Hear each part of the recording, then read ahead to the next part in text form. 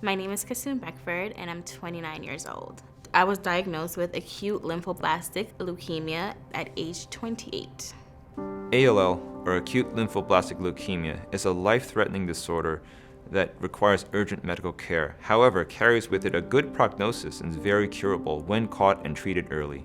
Back in 2019, November 2019 to be exact, I went to my PCP for an ear infection. She's like, since you're here, let's do your routine blood work. The next day, I got a call from her, and she's like, something doesn't seem right.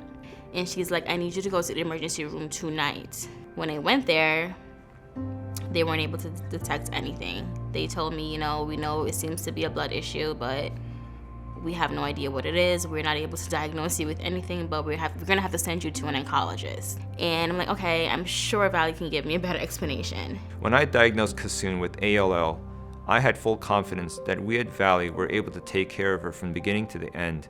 When factoring in Kessoon's treatment plan, there was a multidisciplinary approach. We have hematology oncology, we have leukemic experts, and we have stem cell transplant experts and hematology pathology working together to figuring out what's the best treatment plan forward for this patient. In addition, for her, because we had to customize her approach due to her age, we also had to incorporate fertility experts and endocrinology experts as well. From there, it was comforting because he didn't just throw it at me.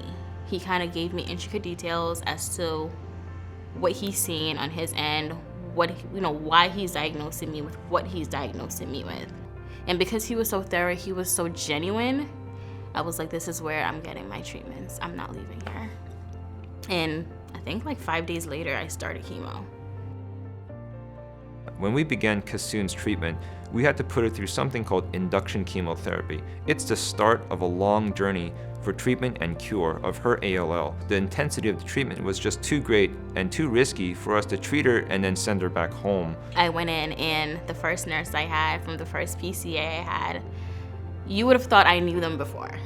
First day, literally first minute meeting them, and they made me feel so welcome. Everything literally felt like family. They knew what I wanted from I woke up to when I went to bed. They knew exactly what I wanted. They would sit with me throughout the day whenever they could, whenever they had a minute, and just talk to me.